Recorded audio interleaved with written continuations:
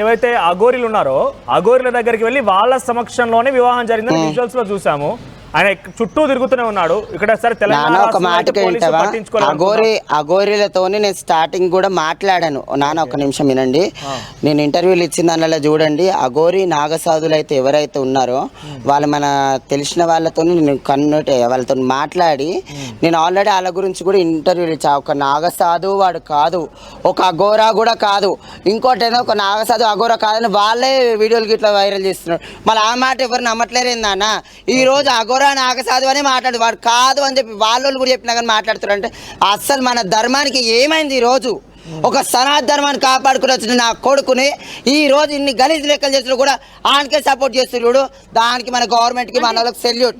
ఎందుకని ఇప్పటి వరకు విహెచ్పి ఉంది, విపిహెచ్ ఉంది, చాలా హిందూ సంఘాలు ఉన్నాయి, చాలా మంది ఆర్ఎస్ఎస్ ఇవన్నీ ఉన్నాయి కదా, మీలాగా వాళ్ళెందుకు ముందుకు రావట్లేదు, ఎందుకు మాట్లాడట్లేదు? అమ్మ ఎవరి గురించి అన్నా పక్కకు పెట్టండి. ఇన్ని రోజులైతే అసలైన అఘోరా అని చెప్పి నా మీద కూడా ఫోన్ చేసి నన్ను కూడా బెదిరించిన రోజులు ఉన్నాయి. కానీ నేను షామీర్పేట కట్టమైసమ్మ కన్నా నేను ఉంటా. వాడికి వచ్చిండు కాబట్టి, ఒక ట్రాన్స్జెండర్ అని నేను గుర్తుపట్టినా కాబట్టి నేను ఇంటర్వ్యూలు ఇవ్వడం జరిగింది. అందుకని ఒక సనాతన ధర్మం కాపాడుతాడు. సనాతన ధర్మం విలువ నాకు తెలుసు. చిన్నగా ఉన్నప్పటి నుంచి ఒక అమ్మవారిలో పూజలు చేసుకుంటున్నా కాబట్టి ఒక సనాతన ధర్మం విలువ నాకు తెలుసు. కాబట్టి ఈరోజు నేను కొట్లాడుతున్నా. నేను ఎవరి గురించి అయినా కొట్లాడుతున్నాను. నేను ఒంటరి పోరాటం, నా ధర్మాల గురించి నేను కొట్లాడుతున్నా. ఈరోజు ఇవాళ నా ధర్మాల గురించి నేను కొట్లాడుకుంటా కూడా ఇప్పటికైనా కూడా దాని గురించే పోటీగా నేను మాట్లాడుకుంటున్నాను. ఇప్పటికైనా చెప్తున్నాను, నా ధర్మం అయితే గెలిచేదాకా నేను మాత్రము ఈ కొట్లాట్లు ఆపను. వాడిని తగిన శిక్ష తీయాలి, వాడిని ఆ పాపని తీసుకొని వాళ్ళ ఇంట్లో ఇడిచిపెట్టాలి. కానీ వర్షినికి మాత్రం నేను ఇష్టపూర్వకంగానే వెళ్ళాను, ఇష్టపూర్వకంగానే నాకు ఇష్టం అయ్యిండి కూడా నేను వెళ్ళాను, మరి మీకెందుకు ప్రాబ్లము, మేము సంతోషంగానే ఉన్నాం కదా అంటూ వర్షిని చెప్తుంది. అమ్మా ఎంత సంతోషంగా ఉన్నా సరే కానీ ఒకళ్ళు అన్యాయం అవుతుంటే మనం చూడలేము. వాడు ఈరోజు ఎన్ని అబద్ధాలు చెప్పి ఈరోజు ఆమెను అట్లా చేసిండు. రేపన్నాడు ఇవన్నీ బయటపడి వాడు ఒక స్టేజ్కి వెళ్ళిపోయి ఒక గవర్నమెంట్ ఏదైనా శిక్ష తీసి ఆ పిల్ల లైఫ్ ఏం కావాలి? అందుకనే అంటున్నాను, వాడిని శిక్షించి అయినా సరిగా నా పిల్లని తీసుకుని వాళ్ళ అమ్మ నాన్న దగ్గర ఇడిచిపెట్టాను. లేకపోయింది అనుకో ఇలాంటివి ఇంకెన్నో పుడతాయి, ఇలాంటివి ఇంకెన్నో అవుతాయి.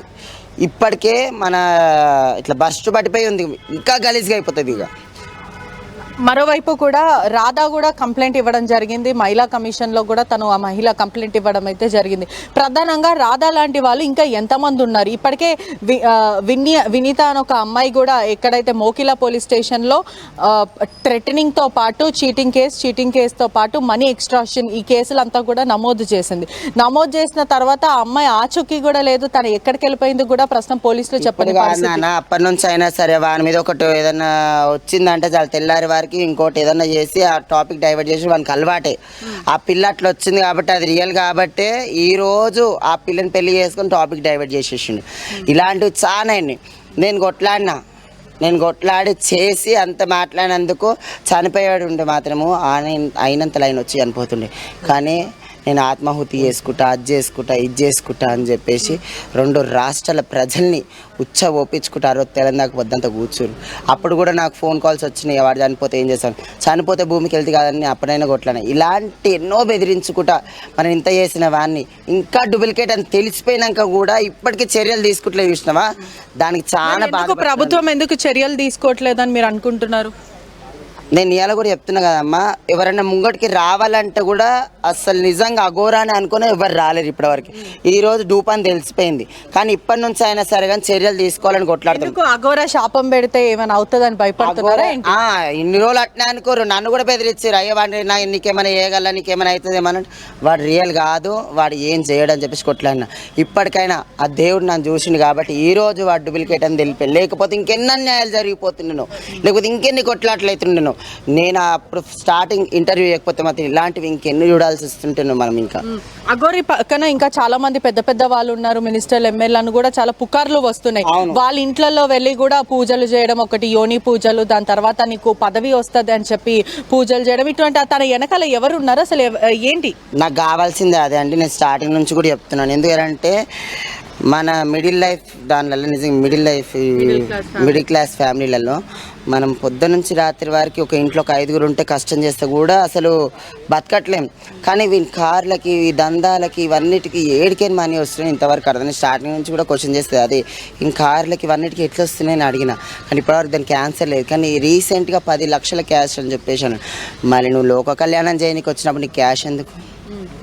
నువ్వు లోక కళ్యాణం చేస్తానికి వచ్చినప్పుడు నీకు ఆధార్ ఎందుకు? సరే నువ్వు అంతా చేస్తున్నావు, నీకు ఇవన్నీ ఎందుకు? అసలు లోక కళ్యాణం చేసుకుంటాక నీకు ఆడపిల్ల పెళ్ళి ఎందుకు నీకు ఇవాళ? అఘోరా అంటేనే ఘోరమైన బతుకులకు వెళ్ళేవాడు అఘోరా. ఒక లైఫ్ అన్ని స్పాయిల్ చేసుకొని వెళ్ళిపోయేవాడు అఘోరా. మరి నువ్వు లైఫ్లో ఇంత ఎంజాయ్ చేస్తున్నావు, నేను ఎట్లా అఘోరా అనాలిరా నాయన శ్రీనివాస్? నా కొడక నువ్వు నా చేతికైతే దొరకలే ఇప్పటి వరకు చెప్తున్నా. నువ్వేనాడైతే నాకు దొరుకుతావు ఆ రోజు మాత్రం నిన్ననే చంపుతా, నేనే చస్తా. లాస్ట్ నా పానం పోయినా సరే ఇప్పటి నుంచి బరాబర్ ఇప్పుడు ట్రాన్స్జెండర్ కమ్యూనిటీ మొత్తం ఒకటవుతుంది, ఒక జోగిని వ్యవస్థ కమ్యూనిటీ ఒకటవుతుంది, శివశక్తులు కూడా ఒకటవుతారు, అఘోరాలు కూడా నాకు తెలిసిన వాళ్ళు ఉన్నారు, వాళ్ళని కూడా మాట్లాడి ప్రతి ఒక్కరు ఒకటై నా కొడక ఎన్నైతే సంఘాలు ఉన్నాయని సంఘాలను ఒకటి చేసి నేను పట్టిస్తాను నా కొడక. ఇన్ని రోజులు ఆడుకున్న ఆట ఈ రోజు నేను చూస్తాను చూడు. ఇప్పటి నుంచి ఒక్కొక్కరిని తడాక ఏదుందో నీ వెనకాల ఎవరెవరు అవుతున్నారో అందరు గుంచుతా ఇప్పటి నుంచి. ఫైనల్గా ఏం చెప్తారు అంటే ఇప్పటికే మీరు కంప్లైంట్ ఇచ్చారు, పోలీసులు చర్యలు తీసుకుంటాము, పూర్తిగా దీని ఎఫ్ఐఆర్ కూడా చేస్తాము, ఎవిడెన్స్ అంతా తీసుకొని అని అంటున్నారు. అయినప్పటికీ కూడా అఘోరా మీరు కౌంటర్ ఇస్తున్నారు, ఆ తర్వాత మళ్ళీ అఘోరా వచ్చి కౌంటర్ ఇస్తుంది అంటే ఏమాత్రం అఘోరాకి భయం లేదు. ఎందుకంటే లైవ్ పెట్టారు, లైవ్ లో నేను మాట్లాడుతున్నాను జీ దాంట్లో.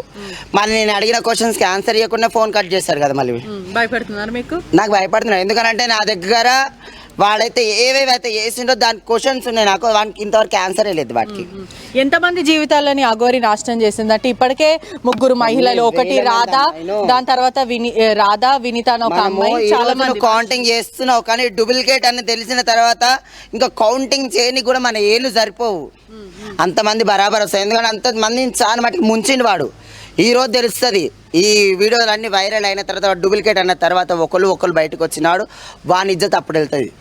ఇప్పటికైనా గవర్నమెంట్ వాని మీద చర్యలు తీసుకోవాలని మనస్ఫూర్తిగా కోరుకుంటున్నాను. ఇలాంటి వాళ్ళని సపోర్ట్ చేయకండి ఎవరైనా సరే, ఏ కేటగిరీ అయినా సరే, కానీ మాత్రం ప్లీజ్ వాళ్ళని మాత్రం అరెస్ట్ చేయండి. అఘోరి ఇంకా శ్రీవర్షిని కూడా ఒక దగ్గర గుడి కట్టిస్తాము, ఆశ్రమం కట్టించి అక్కడనే కూర్చుంటాము, అనేక మందికి మేము ఆశ్రయం ఇస్తామంటూ కూడా మాట్లాడుతున్నారు. ఏదైనా ముప్పు తెచ్చే అవకాశాలు ఉన్నాయా వీళ్ళు? తెస్తారమ్మా, ఇలాంటివి చేసిన వానికి అది చేయడానికి ఇంకేముంది? ఇంత మనం కొట్లాడుతున్నాం చేస్తున్నాం, ఈ రోజు ఇంత ఇజ్జత్ తీసేది. ఆ పీఠం వేసుకొని కూర్చుంటారంట, ఆ పీఠం చల్లకుండా మళ్ళీ ఈయనకి ఏ పీఠం వేసుకొని కూర్చో, ఒక అఘోరి తత్వంలో లేడు, ఏ తత్వంలో లేదు. కానీ ఏడన్నా పీఠం వేసుకొని కూర్చుంటే మాత్రము ఏ సంఘాలు కూడా నేను ఇడిచిపెట్టే నా కొడక. ఏ రోజైతే నువ్వు పీఠం వేసుకొని కూర్చుంటావో ఒక శివశక్తి జోగిని వ్యవస్థ వాళ్ళు ప్రతి ఒక్కరిని మీద అటాక్ అవుతారు. ఆ రోజు నీ పీఠాధిపతి ఎవరున్నారో నీ పీఠాధిపతిని కూడా పట్టుకొని కుక్కను కొట్టి మేము మాట్లాడతాం. అంటే అఘోరి మీద ఏదైనా వ్యక్తిగత కక్ష ఏమైనా ఉందా, లేకపోతే ప్యూర్లీ మీరు మీ జోగినులని ఇటువంటి సనాతన ధర్మం తప్పుగా చేస్తున్నారు అనే ఉద్దేశంతో మీరు బయటకు వచ్చారా? అమ్మా ఒక మాటకేనండి, మేము ఎంత మంచి రెడీ అయినా కానీ, మేము ఎన్ని సిజేరింగ్స్ చేయించుకున్నా కానీ, ఏది చేసుకున్నా కానీ, ఒక ఆడపిల్లల మేము కిందనే ఆడపిల్లల కాళ్ళ కిందనే మేము ఎప్పటికైనా. మేము ఎంత మంచిగా చచ్చిపోయినప్పుడు కూడా ఒక ట్రాన్స్జెండర్ కానీ ఒక ఆడపిల్ల అన్నారు. మా బతుకులు ఆడపిల్లలాగా ఉన్నాయని చెప్పేసి ఒక ఆడపిల్లకి అన్యాయం అవుతుంటే మేమైతే చూసుకోలేము. ఒక ఆడదాని ఇజ్జత్ కాపాడే మా బోనాలల్లో మేము ఎత్తుకునేది అమ్మవారిని పూజిస్తాం. మేము అమ్మవారు అంటే మాకు ఒక ఆడపిల్ల. నేను కూడా ప్రతి ఒక్కరు చెప్తున్నాను, అమ్మ ఆడపిల్లలని కాపాడండి, ఇలాంటి లంజగొడుకులని పట్టుకొని కొట్టి మాట్లాడండి. అవి కరెక్ట్ వర్డ్స్ కాదు. అది ఏం చెప్తారు మీరు ఈ ఘటన గురించి? ఏం చెప్తారు? ఇప్పటికే కంప్లైంట్ బూతులు తిట్టద్దు వాడైతే ఫేక్ అని మేము అందరం రుజువు చేస్తాము. బట్ వాడు ట్రాన్స్జెండర్గా సర్జరీ చేయించుకున్నాడు అని అంటున్నారు కదా. బట్ నేను ఒక వీడియో చూపిస్తాను, చూడండి. ఇదిగోండి చూడండి వీడియో. అమ్మాయిలను తీసుకొని వెళ్ళి వేరే దగ్గరకు తీసుకువెళ్ళి